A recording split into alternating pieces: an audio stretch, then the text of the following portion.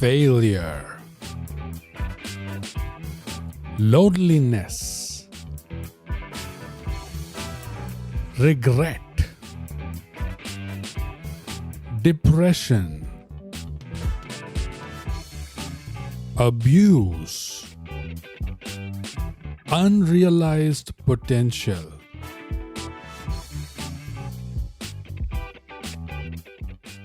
All perfect topics for a comedy podcast. నమస్కారం అండి, Thai gap Telugu పాడ్కాస్ట్కి మీ అందరికీ స్వాగతం, సుస్వాగతం. నా పేరు బోగస్ నోగ్ అండ్ ఈ వారం ఒక పేట్రియాన్ స్పెషల్ వారం. ఇది ఒక పేట్రియాన్ స్పాన్సర్డ్ ఎపిసోడ్. మనం చర్చించబోయే చిత్రం పేరు మ్యాగ్నోలియా. 1999లో రిలీజ్ అయింది సినిమా ఇది. అండ్ ఈ episode is powered by none other than memento.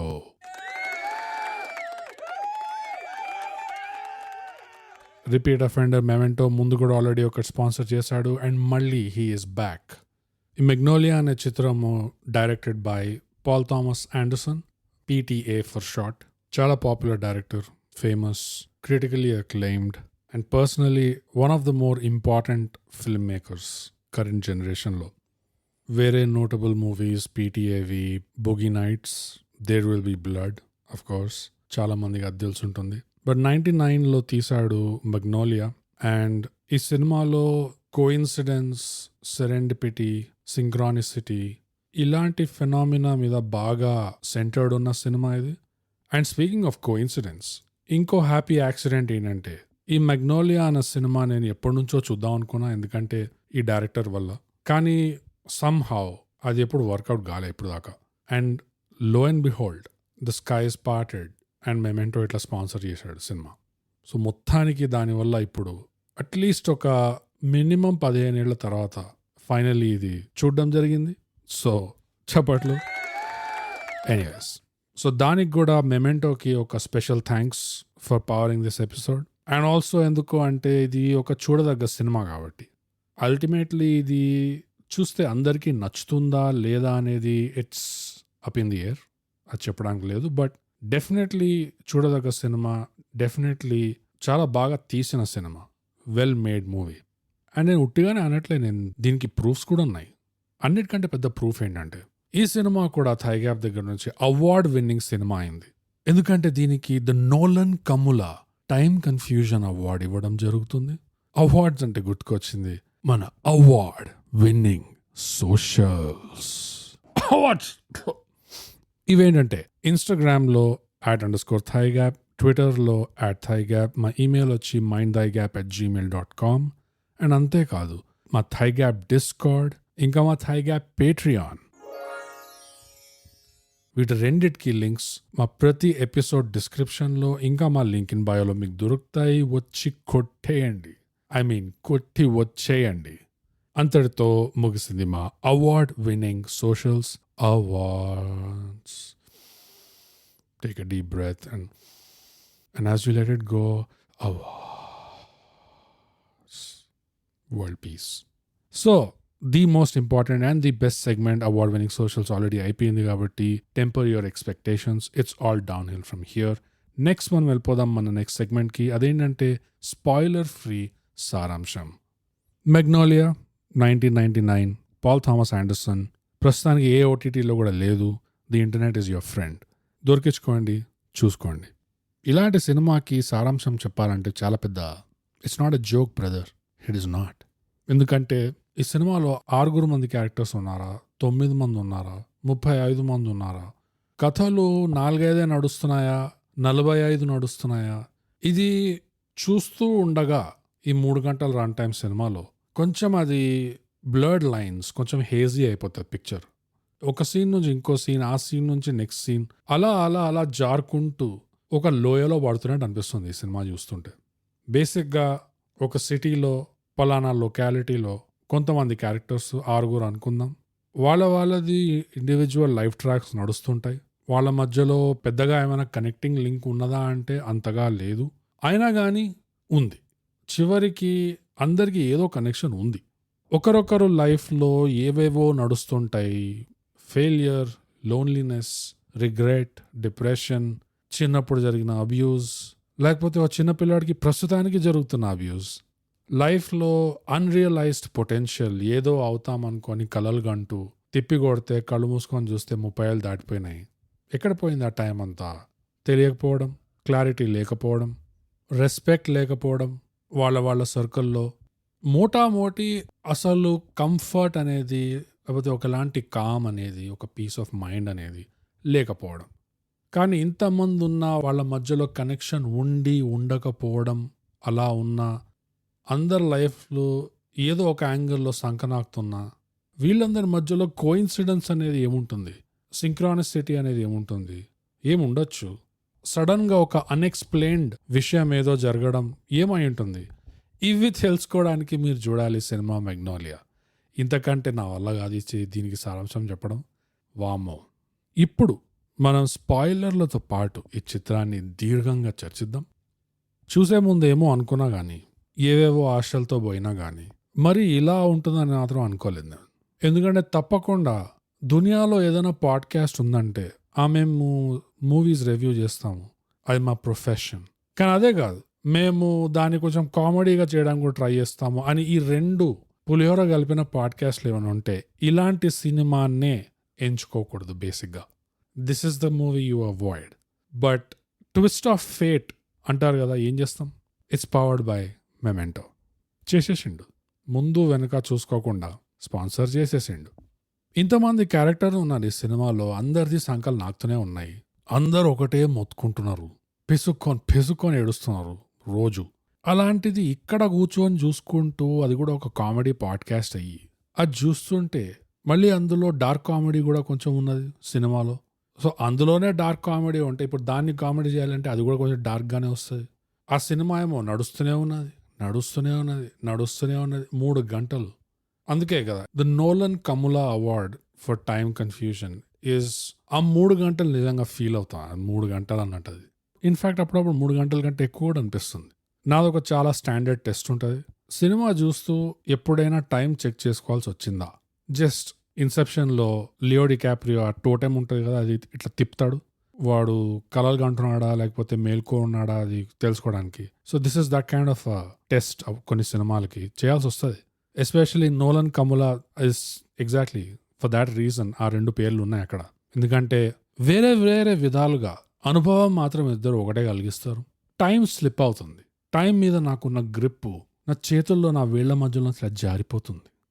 ఒకరిచ్చే అనుభవము సైంటిఫిక్గా, క్యూరియస్గా, స్పెక్టాక్యులర్గా ఉంటే, ఇంకోరిచ్చే అనుభవము చైనీస్ టార్చర్గా ఉంటుంది. ఒకరి దగ్గర మాత్రం ఇక్కడ ఏదో జరుగుతుంది అంటే సౌండ్ క్వాలిటీ, సౌండ్ విషయం కొంచెం పక్కన పెడితే ఏదో జరుగుతుంది, చూడ్డానికి బాగానే ఉంది, చూడ్డానికి బాగుంది యాక్చువల్గా, కానీ అర్థం కావట్లేదు ఎగ్జాక్ట్గా. కానీ పక్కా ఏదో జరుగుతుంది. ఇంకో పక్కేమో సినిమా అవగానే నీ పక్కనోడు నేను ఇట్లా 2-3 సార్లు కొట్టి నీలో ప్రాణం ఇంకా మిగిలిందా లేదా అని చెక్ చేయనీకి, అప్పుడు సడన్గా లేచి ఏం అయిపోయిందా, పట్టుకెళ్ళండి రా శ్మశానానికి, ఇక్కడి నుంచి పట్టుకెళ్ళండి, ఫినిష్ ద జాబ్ అలా అనిపిస్తుంది. అందుకే చాలా ఫిట్టింగ్ అనిపించింది ఈ అవార్డుకి పేరు, ఈ బిరుదు ఇవ్వడం.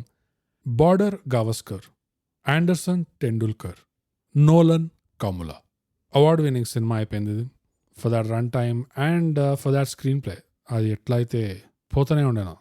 కానీ at the end of the day ఇది ఒక పీటీఎస్ సినిమా. అండ్ పీటీఎస్ సినిమా అంటే పాల్ థామస్ ఆండర్సన్. పీటీఎస్ సినిమా అంటే ఏదో ఒకటి ఉంటుంది దాంట్లో. ఉట్టిగానే అంత ఎత్తరు ఈ డైరెక్టర్ని. ఎడిటింగ్ కూడా ఈ డైరెక్టరే చేశాడు సినిమాకి. స్క్రీన్ ప్లే కూడా నాకు తెలిసి తనే రాశాడు. సో చాలా వరకు ఈ సినిమా వర్క్ అయ్యింది, పండింది, ఒక చూడదగ్గ సినిమా అయ్యింది. ఎందుకు అంటే రైటింగ్ అండ్ స్క్రీన్ ప్లే చాలా టైట్ ఉండే, ఎడిటింగ్ కూడా తనే చేశాడు కాబట్టి ఎడిటింగ్లో కూడా అస్సలు ఇంత కూడా గ్యాప్ రానివ్వలేదు, ఎక్కడ లాగ్ రానివ్వలేదు.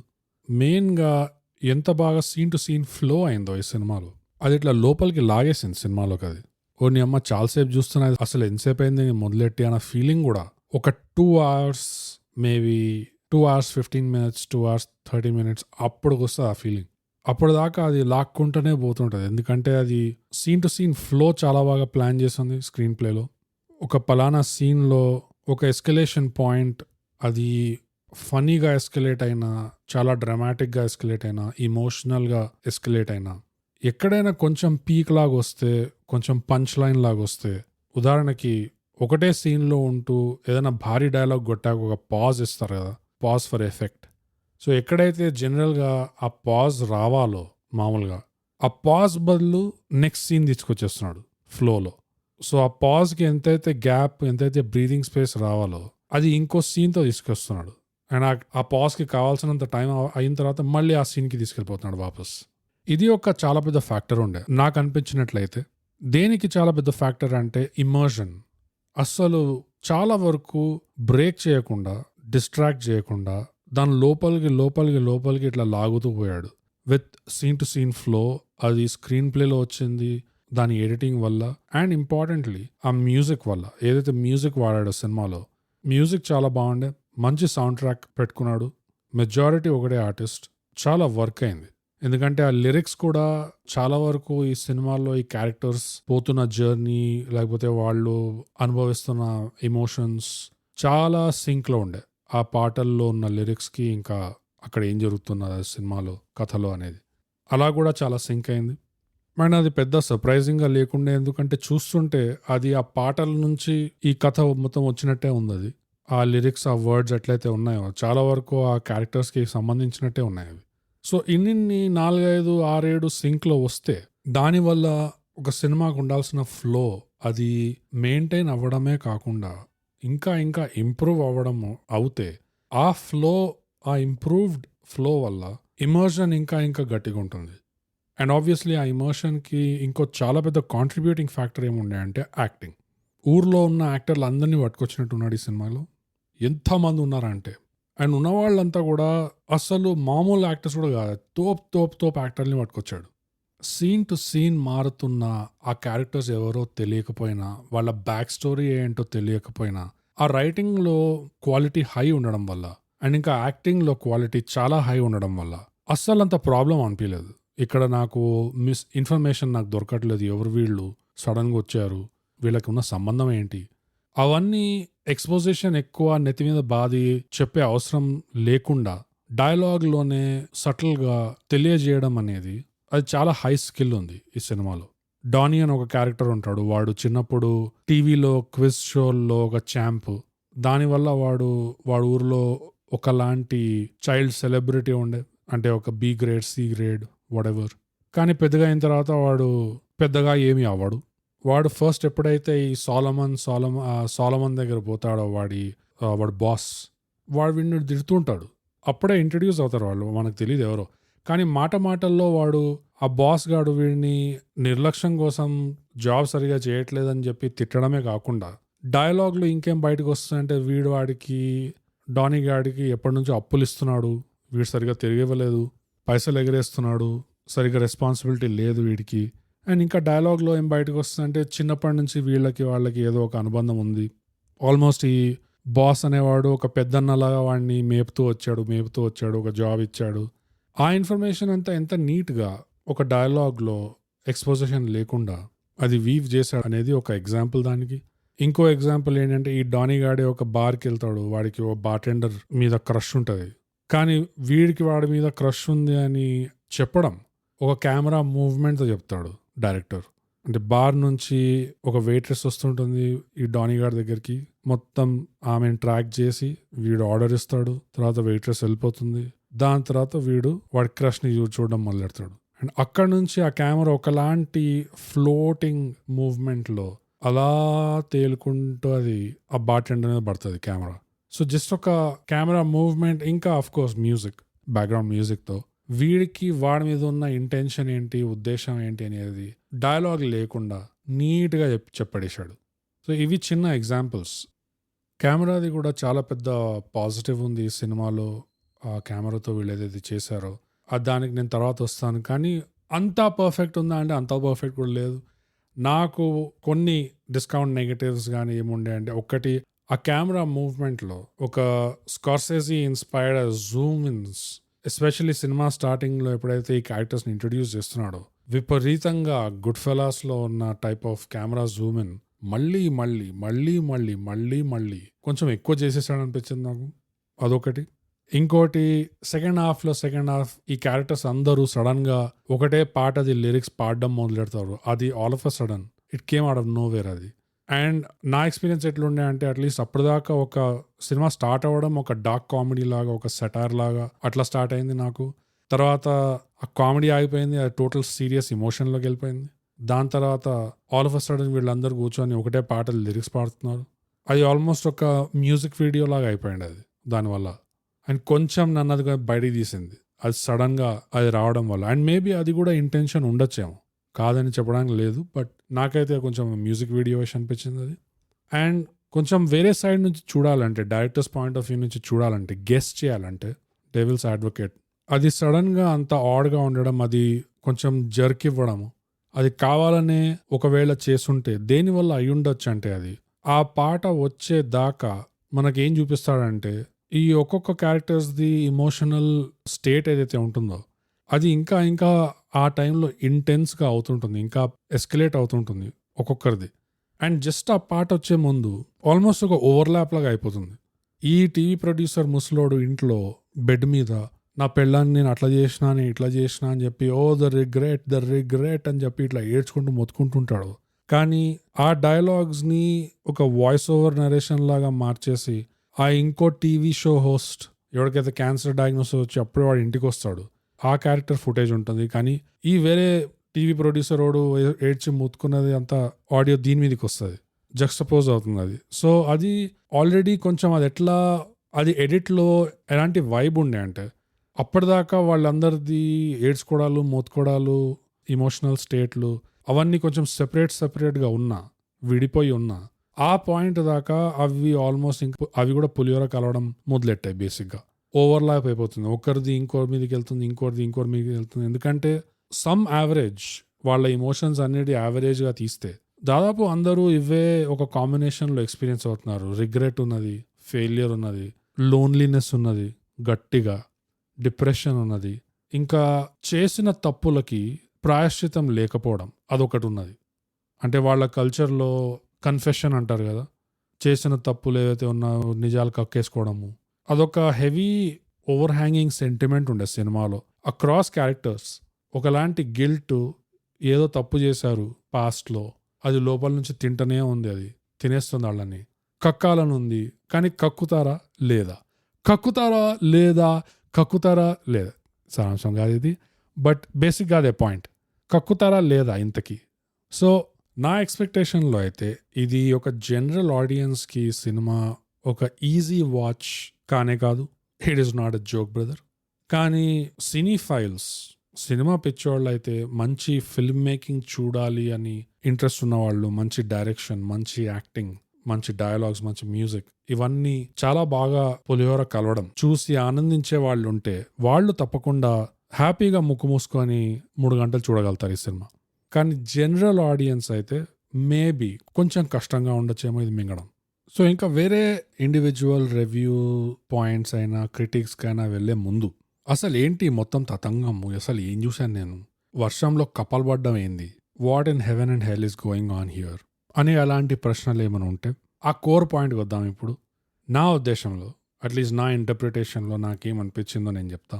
పీటీఏ లాంటి ఫిల్మ్ మేకర్స్తో ఒక అడ్వాంటేజ్ ఏంటంటే చాలా ఇంటెన్షనల్ ఫిల్మ్ మేకర్స్ ఉంటారు వీళ్ళు. అంటే నువ్వు చూసేది చాలా వరకు, ఇఫ్ నాట్ 100%, చాలా వరకు నువ్వు చూసేది ఏ ఆర్డర్లో అయితే నువ్వు సీన్స్ చూస్తున్నావో, ఏ ఆర్డర్లో అయితే నువ్వు ఆ స్క్రీన్ ప్లేని చూస్తున్నావో, ఏ పాయింట్ మీద ఎక్కువ ఎంఫసిస్ ఉంది, సడన్గా ఎక్కువ ఎంఫసిస్ వస్తుంది, అండర్లైన్ ఎక్కడెక్కడ చేస్తున్నాడు అనేది నమ్ముకోవచ్చు. ఇది కావాలనే చేశాడు, ఇక్కడ చేస్తే ఏదో ఉండే ఉంటుంది, ఉట్టిగానే చేసే టైప్ అయితే కాదు. అండ్ ఇలాంటి ఫిల్మ్ మేకర్స్ సినిమాలు ఎట్లా ఉంటాయంటే ఆ సింక్ అనేది కనిపిస్తుంది first frame to the last. ఒక 35 చేతులు పడి పులిహోర కలిపి దాన్ని కిచడి చేసి అట్లా ప్యాచ్ వర్క్ లాగా అయితే అనిపించదు. అదొక అడ్వాంటేజ్ ఉంటుంది. సో ఇంత ఇంటెన్షనల్గా ఉండడం వల్ల ఈ కథ వెనకాల ఉన్న ఉద్దేశం, మెయిన్ ఉద్దేశం ఏంటి అనేది గెస్ చేయడం కొంచెం పాసిబుల్ అవుతుంది ఈజీగా. సినిమా చూస్తుండగా వామ్మో ఏంది వస్తూనే ఉన్నారు క్యారెక్టర్లు, ఇన్ని వేరే కథలు ఉన్నాయి, వాళ్ళ మధ్యలో ఒక కనెక్టింగ్ టీవీ షో ఉన్నది, లేకపోతే టీవీ ఉన్నది, ఎందుకంటే టీవీలో టీవీ షో ఒకటి ఉన్నది అండ్ ఈ టామ్ క్రూజ్ యాడ్స్ వస్తుంటాయి. సో ఇంతకీ ఏంటి అసలు, ఎందుకు ఈ 3 గంటలది ఇంత కష్టపడి తీసిండు, ఏం చెప్దాం అనుకుంటుండు, మెయిన్ పాయింట్ ఏంది, ఎవరిది కథ? ఇంతమంది క్యారెక్టర్స్ ఉంటే అందులో మెయిన్ క్యారెక్టర్స్ కాకుండా సెకండరీ క్యారెక్టర్స్లో నీకు ఒక టామ్ క్రూజ్, ఒక Julianne Moore, Philip Seymour Hoffman, Alfred Molina, John C Reilly, ఇలాంటి కొంచెం భారీ భారీ యాక్టర్స్ ఉంటే ఎవరిది కథ అనేది కొంచెం డౌట్ఫుల్గా ఉండొచ్చు. కాకపోతే ట్రీట్మెంట్లోనే ఒక క్లూ ఏంటి అంటే, మొదలయ్యేది ఆ పోలీస్ వాడితో మొదలవుతుంది. అండ్ సినిమాలో ఇంకెవ్వరికి లేనిది ఈ పోలీస్ వాడికి ఉన్నది ఏంటంటే ఆ నరేషన్. యాక్చువల్ కథలు స్టార్ట్ అయ్యే ముందు వచ్చే నరేషన్ ఇంకెవడో చేస్తాడో అది వేరే విషయం. కానీ ఎప్పుడైతే ఈ సిటీకి వచ్చి ఈ కథలు మొదలవుతాయో అక్కడి నుంచి అయితే ఈ పోలీస్ వాడు నరేషన్ తప్పితే ఇంకెవడు నరేషన్ వినపడదు. అంటే ఈ క్యారెక్టర్కి అందరి మీద ఒకలాంటి ప్రాముఖ్యత ఉంది అన్నట్టు. అండ్ ఆ క్యారెక్టర్ ఆర్క్తో సంబంధించింది ఈ అమ్మాయి క్లాడియా. సో వీళ్ళిద్దరిది ఒకలాంటి స్పెషల్ లేకపోతే ప్రాముఖ్యత ఉన్న స్టోరీ లైన్ మొత్తం సినిమాలో అని మనం ఇది చూసి భావించవచ్చు. అది కాకుండా ఇంతమంది క్యారెక్టర్లు ఉన్నారు, కానీ మొదలుపెట్టింది దేంతో? Completely out of left field. ఏదో ఎప్పుడో బ్లాక్ అండ్ వైట్ జమానాలో ఇలాంటి కోయిన్సిడెన్స్లు జరిగినాయి చూడు, అప్పుడప్పుడు ఇలాంటి అవాకయ్యే విషయాలు జరుగుతాయి చూడు. ఏదో ఏబ్రహాం లింకన్, జాన్ ఎఫ్ కెనడీకి మధ్యలో ఉన్న కోయిన్సిడెన్సెస్ ఒక లిస్ట్ ఉంటుంది, 16 ఉంటాయి దాంట్లో, వింత వింత కనెక్షన్లు. మీరు గూగుల్ సెర్చ్ చేస్తే మీకు దొరుకుతుంది అది. అలాంటిదే ఆల్మోస్ట్. దాని మీద అంత ఫోకస్ చేయడం, అండ్ ఫోకస్ చేయడమే కాకుండా ఈ సినిమాకి ఇది ఒక పెద్ద పాయింట్, ఇదే ఒక పెద్ద పంచ్ లైన్ అనే దానికి ఒక క్లూ కూడా ఏంటంటే, మెయిన్ సినిమా టైటిల్స్ అక్కడ నుంచి స్టార్ట్ చేశాడు. అది కూడా మామూలుగా స్టార్ట్ చేయలే, ఆ మ్యూజిక్లో, ఆ బీజిఎం పాటలో దాంతో కూడా ఎఫెక్ట్ తీసుకొచ్చాడు, అండర్లైన్ చేయడం.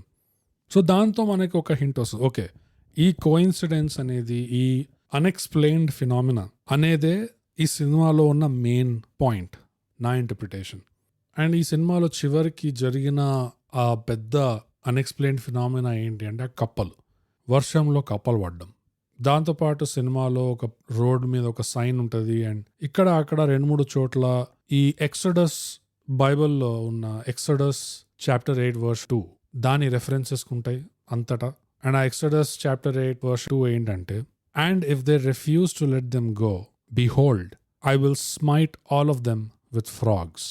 ఇది ఏ సందర్భంలోంచి వస్తుంది అంటే, ఒకవేళ మీకు 10 Commandments, మోసెస్, ఆ స్టోరీ లైన్ గురించి ఏమైనా ఐడియా ఉంటే, సో ఈజిప్ట్లో ఫారో ఉంటాడు, ఈజిప్ట్ ఫారో కింద జూస్ స్లేవ్స్ లాగా ఉంటారు.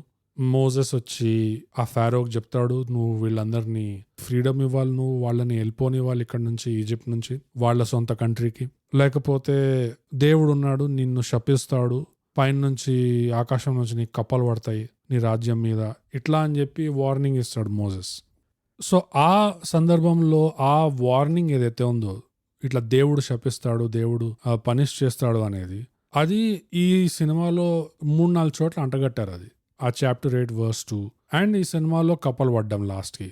సో ఆ కప్పలు పడ్డం అనేది it was the main thing ఈ మొత్తం సినిమాకి. ఈ ఇంతమంది క్యారెక్టర్లు ఉండడం, సంకల్పిసుక్కొని ఏడ్చుకోవడం, మొత్తుకోవడం, ఏమో 3 గంటలు చూడాల్సి వస్తుంది. ఇది ఇంత ఏడ్చేదే ఉంటే అందరూ చెరొక విధానం పట్టుకొని కానిచ్చేయండి, పని కానిచ్చేయండి, దరిద్రం వదులుతుంది అని ఒక అలా చెప్పాలనిపిస్తుంది. Of course it's a comedy podcast, సినిమాలోనే డార్క్ కామెడీ ఉంది, సో ఇక్కడ చేయాల్సి వస్తుంది, అలా అనిపిస్తుంది. కానీ ఏం చెప్పకూడదు బయటికి, అట్లా చూస్తుండాలి సినిమా, దట్స్ ప్రొఫెషనల్. కానీ ఆ సినిమా స్టార్ట్ అవ్వడము ఆ కోయిన్సిడెన్సెస్ మీద, అన్ఎక్స్ప్లెయిన్డ్ ఫినామినా మీద అంత స్ట్రెస్ చేయడం ఒకటి, మళ్ళీ ఎందుకు స్ట్రెస్ చేశాడు అంటే ఫైనల్గా ఈ కప్పల వర్షం పడడం ఒకటి. ఆ కప్పల వర్షం పడడం ఏంటి అంటే it's a form of punishment, ఒక డివైన్ కాస్మిక్ పనిష్మెంట్, లేకపోతే డామినేషన్ అలాంటిది. అంటే సినిమా అంతా ఆ చాప్టర్ verse 8 and 2 ఇక్కడ అక్కడ దూర్చాడు డైరెక్టరు. దాని అర్థం ఏంటంటే సినిమా అంతా ఒకలాంటి థ్రెట్, ఒకలాంటి వార్నింగ్. మోసెస్ ఆ ఫారోకి ఇచ్చినట్టే ఆ వార్నింగ్ సినిమా అంతా ఉంది బ్యాక్గ్రౌండ్లో, మనం చూస్తే మనకు కనిపిస్తుంది. అండ్ ఫైనల్గా ఆ వార్నింగ్ ఉండి ఉండి ఉండి యాక్చువల్గా అది వాస్తవంలో జరిగింది, కప్పలు పడినాయంటే దాని అర్థం finally the punishment has come. So punishment వచ్చింది అంటే ఎవరికి ఇది పనిష్మెంట్? ఈ క్యారెక్టర్స్ని ఒకసారి చూసుకుంటే ఈ క్విజ్ కాంటెస్ట్ హోస్ట్ జిమీ గేటరో జానీ గేటరో వాడి పేరు, ముసలోడు, ఎవరికైతే క్యాన్సర్ వస్తుందో, వాడు చేసిన తప్పులు చాలా ఉన్నాయి. వాడు ఫ్యామిలీ మ్యాన్ అంటే సైడ్లో చాలా చేసిన పనులు ఉన్నాయి. మళ్ళీ వాడి కూతురుతో అయితే ఒక హారబుల్ ట్రాకే ఉన్నది. సో దానికి పనిష్మెంట్ పెండింగ్ ఉన్నది. ఇంకోవైపు ఈ ముసలోడు బెడ్ మీద పడుకొని ఉన్నాడు, వాడి మేల్ నర్స్ పక్కన. వాడి లైఫ్లో వాడు చేసిన తప్పులు కూడా చాలా ఉన్నాయి. అది వాడు కక్కుకుంటాడు. మళ్ళీ వాడు పెళ్ళాం జూలియాన్ మోర్ ప్లే చేసిన క్యారెక్టర్ ఖతర్నాక్ యాక్టింగ్ చేసింది. కానీ ఆ పౌరి చేసిన తప్పులు మస్తు ఉన్నాయి, అది కూడా కక్కుంటది. ఇలా తప్పులు చేసి పనిష్మెంట్ పెండింగ్ ఉన్న క్యారెక్టర్లు ఉన్నారు, సినిమా నిండా ఉన్నారు. అండ్ ఫైనల్గా పనిష్మెంట్ పడింది అనుకుంటే ఎవరెవరికి శిక్ష ఎలా విధించబడింది అనేది కనిపిస్తుంది మనకి. ఆ క్విజ్ కాంటెస్ట్ హోస్ట్ ఎవరైతే ఆ కూతురుతో పాసిబుల్ కూడా కాదు, క్లియర్గా కన్ఫర్మ్ చేశారు మొలెస్టేషన్ ఒకటి ఉన్నది అండ్ పెళ్లి బయట చాలా అఫేర్లు మెయింటైన్ చేసుకున్నాడు. వాడు ఆఖరికి నోరు తెరిచి వాడి వైఫ్ వాడిని కక్కమన్నాక కూడా అప్పటికి కూడా వాడు అది ఇండైరెక్ట్గా దాన్ని ప్లేట్ ఆఫ్ చేసి డినై చేయడము. నాకేం తెలియదు ఎందుకు కూతురు నాతో ఎందుకు మాట్లాడలేదో నాకైతే ఏం తెలియదు, నేనేదో చేశాను అనుకుంటుంది అంటాడు. అక్కడ దాకే రాగలుగుతాడు, కానీ అక్కడికంటే ఇంకా నిజం కక్కే దమ్ము లేదు. సో కన్ఫెషన్ అనేది చేయడు. బేసిక్గా చేసిన పాపానికి కన్ఫెషన్ చేయలేదు కాబట్టి వాడు అలా సచ్చాడు అనుకోవాలి. ఏంటంటే పైనుంచి కప్పల్ లిటరల్లీ ఆ గ్లాస్, వాడు ఇండోర్స్ ఉన్నా కూడా ప్రొటెక్టెడ్ ఉన్నా కూడా ఆ గ్లాస్ని పగలగొట్టి మరీ వచ్చి వాడి నెత్తి మీద పడితే వాడు దానివల్ల వాడు షూట్ చేసుకుంటాడు. అది సినిమా స్టార్టింగ్లో ఆ సూసైడ్ కేస్ టెరెస్ నుంచి జంప్ అవ్వకుంటూ మధ్యలో షార్ట్ గన్ కాల్చడం, దానికి ఆల్మోస్ట్ ఒక ప్యారలల్ లాగా. సో వాడు కన్ఫెస్ చేయలేదు కాబట్టి వాడికి పనిష్మెంట్ వచ్చినట్టు. ఆ బెడ్ మీద పడుకున్న ముసలోడు, వాడి పెళ్ళాం జూలియన్ మోర్ చేసిన క్యారెక్టర్, ఆమె కన్ఫెస్ చేసుకున్నా ఎక్కడ చేసుకుంటుంది, ఒక లాయర్ దగ్గర చేసుకుంటుంది. అంటే మేబీ ఇది నా గెస్ ఇది, కానీ మేబీ డైరెక్ట్గా ఈ ముసలోడి దగ్గరకు వచ్చే కన్ఫెస్ చేసుంటే అప్పుడు బతికేదేమో, అప్పుడు కొంచెం కార్మికలీ బ్యాలెన్స్ అయిపోయేదేమో. సో ఆమెకు అలాంటి పనిష్మెంట్ వచ్చినట్టు. ఈ ముసలోడు బెడ్ రిడన్ ముసలోడు, వాడు తప్పులు చేశాడు, తప్పులు చేసినా కానీ లాస్ట్కి వాడు నర్స్ దగ్గర మొత్తం కక్కుంటాడు. మొత్తం కక్కుకొని కొడుకుని కాంటాక్ట్ చేయి కలవాలనుంది అని అది ఎక్స్ప్రెస్ చేస్తాడు. అండ్ నాకు తెలిసి అది కన్ఫ్యూజ్ చేసుకున్నాడు కాబట్టి దానివల్ల పైనుంచి మొత్తానికి సచ్చాడు కరెక్టే, కానీ ఎలాంటి సావు అది నెత్తి మీద కప్పలు పడి హఠాత్తుగా చచ్చిపోయిన సావు కాదు. బయటంతా కప్పలు పడుతున్నా హీస్ ప్రొటెక్టెడ్, హీస్ సేఫ్ ఒక మంచంలో. అండ్ చచ్చే ముందు ఏ కొడుకునైతే చూద్దాం అనుకుంటాడో గట్టిగా వాడు వచ్చి కూర్చుంటాడు ఎదురుగా. ఒక్క మాట మాట్లాడకపోయినా పోయే ముందు ఎదురుగా ఉన్నాడు, ఫ్యామిలీ కొడుకున్నాడు, చూసుకుంటూ పోయాడు. సో అది ఒక విధంగా ప్రాణాలు తీసిన అదొకలాంటి సాఫ్ట్ పనిష్మెంటో లేకపోతే మిగతా వాళ్ళతో పోలిస్తే అయితే it is far better. And అందరిది ఒకలాంటి డిప్రెషన్, ఒకలాంటి సప్రెషన్, అప్రెషన్, బాధ, అందరిది సంకరాగిపోతుంటే ఉన్న ఏకైక ఒక్క ఆప్టిమిస్టిక్ పాజిటివ్ థ్రెడ్ ఏమైనా ఉంది అంటే సినిమాలో ఆ పోలీస్ ఆఫీసర్ ఇంకా ఈ పోరి క్లాడియా, వీళ్ళిద్దరి బడింగ్ రిలేషన్షిప్.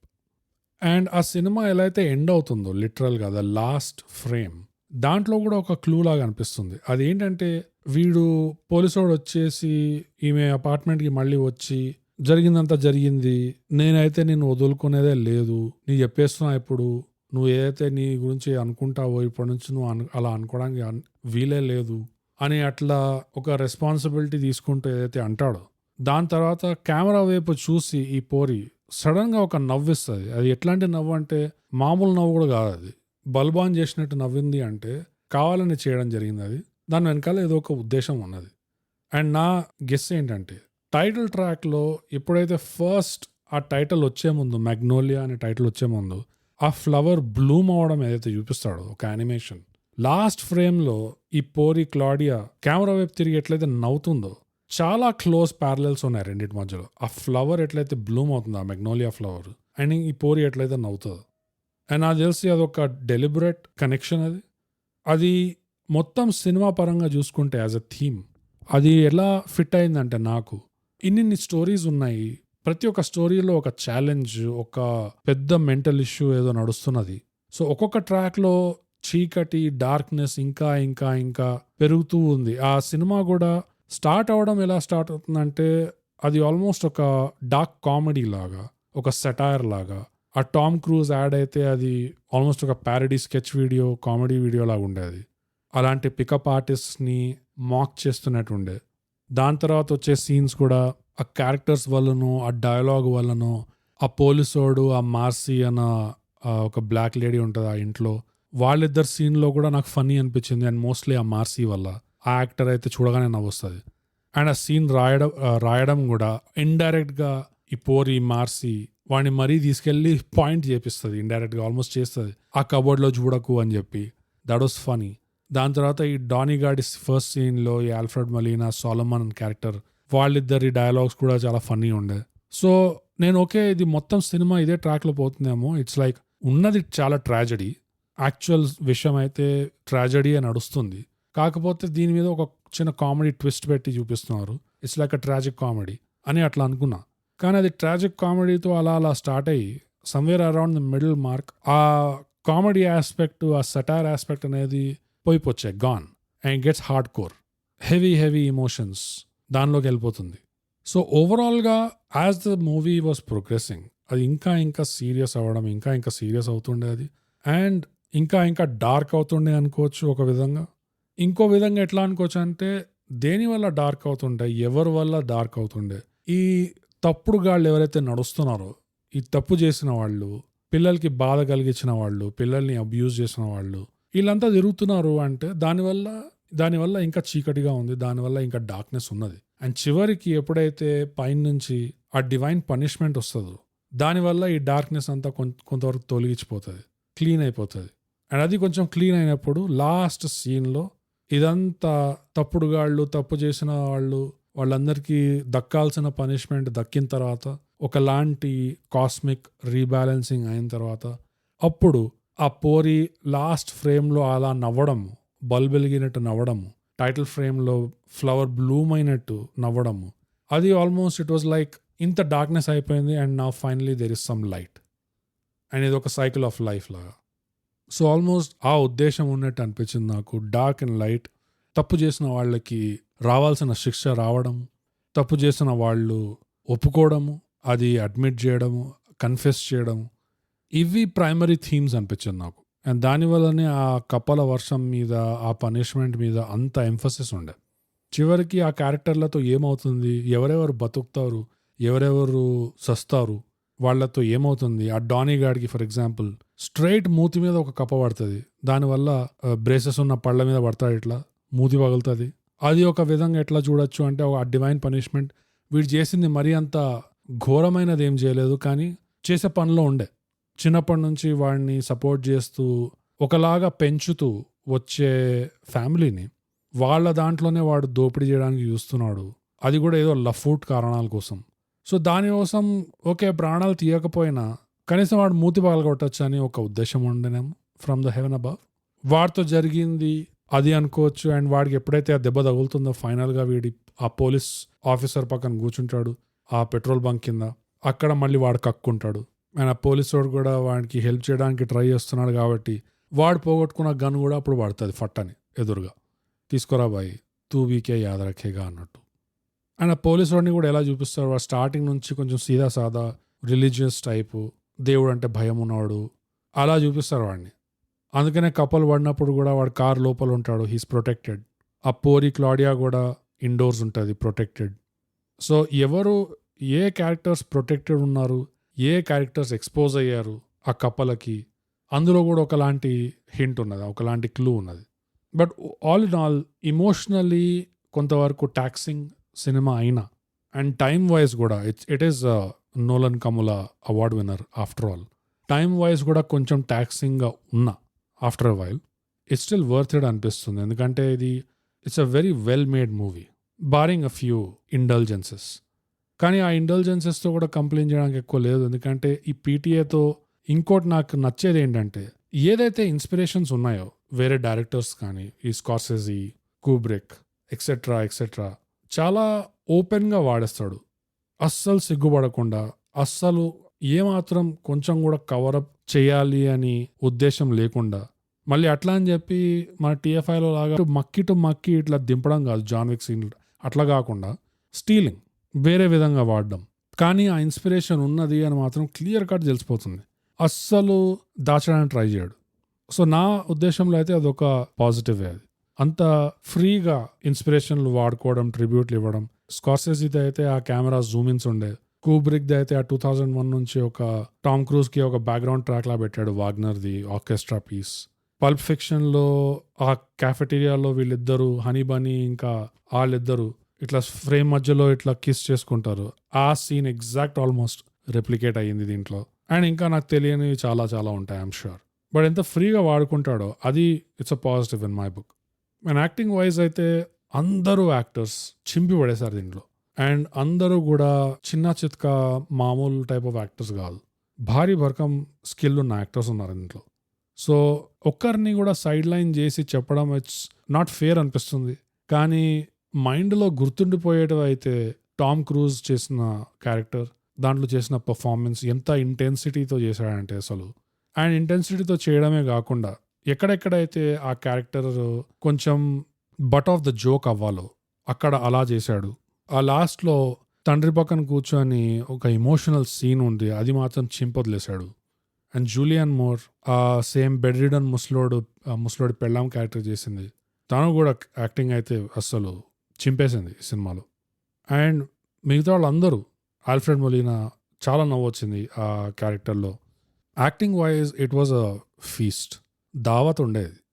మంచి యాక్టింగ్ ఎంజాయ్ చేసే వాళ్ళైతే ఈ మండి బిర్యానీ ఇది దుంకి తేలొచ్చు, దాంట్లో మునగచ్చు, అంత ఉంది యాక్టింగ్ వైజ్ అయితే ఇందులో చూడనీకి. మేము క్లియర్లీ టామ్ క్రూజ్లో చాలా ఎడ్జ్ ఉన్నది ఇంకా.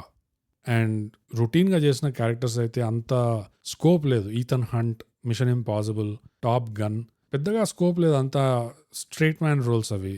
కానీ ఈ ట్రాపిక్ థండర్లో చేసిన స్టూడియో హెడ్ అయినా, లేకపోతే ఈ మ్యాగ్నోలియాలో చేసిన ఈ ఫ్రాంక్ మ్యాకీ క్యారెక్టరు, ఇంత ఎడ్జ్ ఉంటే బిల్డింగ్ల నుంచి, కొండల నుంచి, ప్లేన్ల నుంచి జంప్ చేయడం ఆపేసి 60 ఏళ్ళు వచ్చినాయి. ఇలాంటి ఎడ్జీ క్యారెక్టర్స్ ఇంకా చేస్తే అసలు నెక్స్ట్ లెవెల్ ఉంటుంది అనిపిస్తుంది నాకైతే. And as we speak Tropic Thunder ఆ లెస్ గ్రోస్మన్ అన్న స్టూడియో హెడ్ క్యారెక్టర్ మీద ఒక కొత్త స్పిన్ ఆఫ్ పిచ్ చేస్తున్నారని విన్నాను నేను. నిజంగా అదొస్తే మాత్రం, అండ్ అది బాగా రాస్తే అది నెక్స్ట్ లెవెల్ ఉంటుంది. అది I hope it comes. So కెమెరాలో ఒక నెగటివ్ లాగా ఏం చెప్పాను ముందు, అది మరీ ఆ స్కార్సెసీ జూమ్ స్టార్టింగ్ పార్ట్లో మరీ ఎక్కువైపోయినాయి అని చెప్పాను. But apart from that camera was a huge positive. ఇక్కడ అక్కడ జస్ట్ స్టేషనరీ స్టిల్ ఫ్రేమ్స్ వాడాడు. అందులో నాకు చాలా నచ్చింది ఏంటంటే, ఒకటి ఈ పోలీసోడు ముందు ఆ పిల్లగాడు వచ్చి ర్యాప్ చేసిపోతాడు. ఆ ర్యాప్ విన్నాక ఆ పోలీసోడు సరళ నువ్వు చెక్కేడికి వెళ్ళి అని చెప్పి కార్ ఎక్కి అలా డ్రైవ్ చేసుకుంటూ వెళ్ళిపోతుంటాడు. కెమెరా ఒకటే పాయింట్లో ఉంటుంది. ఆ సీన్ ఒకటి, ఆ కెమెరా యాంగిల్ సడన్ గా అంతా కదులుడు తర్వాత స్టిల్ స్టేషనరీ సీన్ పెట్టడం ఒకటి చాలా బాగుండే నాకు చూడడానికి. ఇంకోటి అఫ్ కోర్స్ ముందు చెప్పినట్టే డానీ గాడు బార్లో ఆ బార్టెండర్ మీద వాడికి క్రష్ ఉంది అని ఆ కెమెరా మూవ్మెంట్తో చూపిస్తారు. అది very intentional camera movement and brilliant story telling. అది ఇంకేం చెప్పాల్సిన అవసరం లేదు. కరెక్ట్ పాట బ్యాక్గ్రౌండ్లో పెట్టి ఆ కెమెరాని అట్లా కదిలిస్తే అంతకంటే ఎక్కువ ఇంకేమీ అవసరం లేదు. నీకు తెలుసు కదరా నాకు వీడి మీద క్రష్ ఉంది, ఇవన్నీ అవసరం లేదు. అండ్ ఇంకోటి గుర్తుండదు నాకేంటంటే, ఈ జూలియన్ మోర్ క్యారెక్టర్ ఆ బెడ్ రిడన్ ముసలోడి పెళ్ళాం మెడికల్ షాప్కి వెళ్తుంది. ప్రిస్క్రిప్షన్లు ఇచ్చాక వాళ్ళు అదోలా చూస్తారు, ఏంద్ర ఫుల్ పులిహోర కల్పిస్తుంది పోరి అని చెప్పేసి. తర్వాత వాడు లోపలికి వెళ్ళి వాడి సీనియర్ ఫార్మసిస్ట్కి చూపిస్తుంటాడు, అది చూసినా ఇది అసలు ఏం పులిహోర కలుపుతుంది అనేది. అప్పుడు వాళ్ళిద్దరు మళ్ళీ అక్కడ నుంచి వింతగా చూస్తారు దూరం నుంచి. అప్పుడు వాళ్ళ పిఓవి నుంచి ఈ జూలియన్ మోర్ క్యారెక్టర్ని చూపిస్తారు దూరం, జస్ట్ 2 కళ్ళు కనిపిస్తాయి అంతే. ఆ ఫ్రేమింగ్, ఆ క్యారెక్టర్కి ఉన్న మెంటల్ స్టేట్ ఎంత ఐసోలేటెడ్గా ఫీల్ అవుతుందో, ఎంత జడ్జ్డ్గా ఫీల్ అవుతుందో, దానికి సింక్లో జస్ట్ ఆ 2 కళ్ళు చూపించడం అండ్ ఆ ఫ్రేమింగ్ ఎట్లయితే చేశాడో అది వాజ్ బ్యూటిఫుల్. అంటే జనరల్గా కెమెరా ఎగురుతుంది, ఉరుకుతుంది, ఫ్లోట్ అవుతుంది, ఇదంతా చేస్తుంది అంటే స్టేషనరీ షాట్స్ అయితే అసలు ఎక్స్పెక్ట్ చేయం, కానీ అవి కూడా ఉన్నాయి. అండ్ ఇలాంటి ఫ్రేమింగ్స్ కూడా సాధారణంగా ఎక్స్పెక్ట్ చేయం. ఒకటే సినిమాలో ఇంత కాంబినేషన్ వస్తుంది, కానీ ఇందులో ఉంది and it was brilliant. So మొత్తానికి వర్త్ వాచింగ్ మూవీ అంట నేను. మళ్ళీ ఈ సినిమా స్టార్ట్ టు ఫినిష్ నేను చూస్తానా అంటే ఐ డౌట్ ఇట్, ఇందులో ఉన్న హెవీ ఇమోషనల్ కాంటెంట్ వల్ల. కానీ ఐసోలేటెడ్గా సీన్స్ చూస్తానా అంటే డెఫినెట్గా చూస్తాను, ఎందుకంటే ఆ డయలాగ్స్ ఇంకా ఆ యాక్టింగ్ ఎస్పెషల్లీ చూడదగ్గ స్టఫ్ అది మళ్ళీ. సో ఐసోలేటెడ్గా తప్పకుండా అయితే నేను చూస్తాను మళ్ళీ. And once again this episode is powered by memento. ఏమైనా చేసినా మెమెంటో పవరింగ్ కామెడీ పాడ్కాస్ట్ కాదా అని ముందు వెనక చూడకుండా, కానీ నేను ఎప్పటి నుంచో చూద్దాం అనుకున్న సినిమా as a coincidence, what a quinkydink నువ్వు అదే స్పాన్సర్ చేసినావు. అండ్ ఫైనల్గా నేను ఈ పీటీఎస్ సినిమా చూడడం జరిగింది. So definitely thanks to you memento for pouring this episode. And ఈ సినిమాలో నాకు గుణపాఠాలు ఏమన్నా ఉన్నాయి అంటే ఉంది ఒకటే, ఒరే గుణపాఠం మెగ్నోలియా చిత్రంలో. అదేంటంటే గొడుగు పెద్దది పెట్టుకోండి, పనికొస్తుంది. ఇప్పుడు ఇక్కడ కూడా వర్షాకాలమే నడుస్తుంది, దాదాపు రోజు వర్షాలు పడుతున్నాయి. అంటే వర్షాకాలంలో వర్షాలు పడతాయి, ఇది ఫ్రీ గుణపాఠం ఇది. ఓకే, వర్షాకాలంలో ఇప్పుడు పడట్లేదు కదా అని చెప్పి ఊపుకుంటూ బయటకు వెళ్ళడము తిరగడం కాదు. వర్షాకాలం అంటేనే వర్షాలు పడతాయి అని, ఫర్ గాడ్స్ సేక్. లేదు ఇప్పుడైతే ఏం పడట్లేదు కదా, ఇట్లాంటి వాళ్ళ కోసమే అప్పుడప్పుడు కప్పలు వేస్తారు బయట నుంచి, కనీసం అలా అయినా నేర్చుకుంటారని చెప్పి. సో గొడుగు, గెట్ అ బిగ్ అంబ్రెల్లా, అది మెగ్నోలియా ఎపిసోడ్ గుణపాఠం. వాట్ ఎ వండర్ఫుల్ గుణపాఠం. ఆ గుణపాఠం it was completely powered by memento. అది బక్వాస్ ఉంది, చండాలంగా ఉంది, ఇట్లాంటిది ఏ ఫీడ్బ్యాక్ ఇవ్వాలన్నా మెమెంటో మీకు పేట్రియాన్లో దొరుకుతాడు అండ్ డిస్కార్డ్లో కూడా దొరుకుతాడు యాక్చువల్గా. So you can take it up with him. It's powered by Memento. Next గుణపాఠాలు కూడా అయిపోయినాయి కాబట్టి ఇప్పుడు మనం వెళ్ళిపోదాం రేటింగ్కి. ఈ సినిమాకి రేటింగ్ దేంట్లో ఇస్తాం అని ఆలోచించాల్సిన అవసరం లేదు, ఎందుకంటే no prizes for guessing. Of course కప్పల్లో ఇస్తాం. So Magnolia 1999 directed by PTA. ఈ చిత్రానికి 10 కప్పల్లో 8.5 కప్పలిస్తున్నాను. ఆ కప్ప ఒకటి సగం పడుతూ కోసుకుపోయింది. Don't worry about it. 8.5 కప్పలు. What a wonderful. డెఫినెట్గా ఆ డైరెక్టర్ పేరు నిలబెట్టుకున్నాడు. So it's a wonderful day, it's a wonderful rating. మీరు మెగ్నోలియా ఆల్రెడీ చూసేశారా? ఒకవేళ చూడలేదంటే చూడండి అండ్ చూసి మాకు రాసి చెప్పండి మీకేమనిపించింది, కప్పలు ఎందుకు పడినాయి, అసలు మెమెంటో ప్రాబ్లం ఏంటి, ఇవన్నీ ఎక్కడ రాయాలో మీకు తెలుసు కదా. మా అవార్డ్ విన్నింగ్ సోషల్స్ అవార్డ్స్ ఇవేంటంటే ఇన్స్టాగ్రామ్లో @_thigap, ట్విట్టర్లో @thigap, మా ఈమెయిల్ వచ్చి mindthigap@gmail.com, ఇంకా మా thigh gap Discord. Yes, professional the gap listener community ఉన్నది మా థైగ్యాప్ డిస్కార్డ్లో. Wonderful people. పోయిన వారం కుబేరా ఎపిసోడ్ చేశాం కాబట్టి బిచ్చగాళ్ళ కోసం వెయిట్ చేస్తుండే, బిచ్చగాళ్ళు వచ్చారు. ఈసారి బిచ్చగాళ్లతో అయిపోయింది కాబట్టి కప్పలతో ఆడుకున్న వాళ్ళైనా లేకపోతే స్కూల్లో కప్పలని డైసెక్ట్ చేసుకున్న వాళ్ళైనా కావాలి.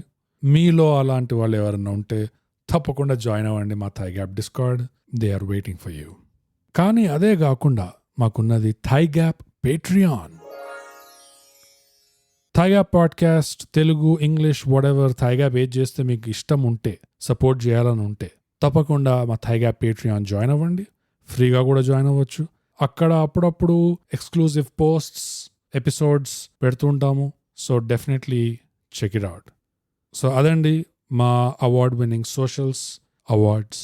ఇప్పుడు అన్ని కార్యక్రమాలు ముగిసినాయి కాబట్టి మనం ప్రతిసారి చెప్పుకున్నట్టే థైగ్యాప్ తెలుగు పాడ్కాస్ట్ చేయండి, సబ్స్క్రైబ్ చేయండి, షేర్. Respect the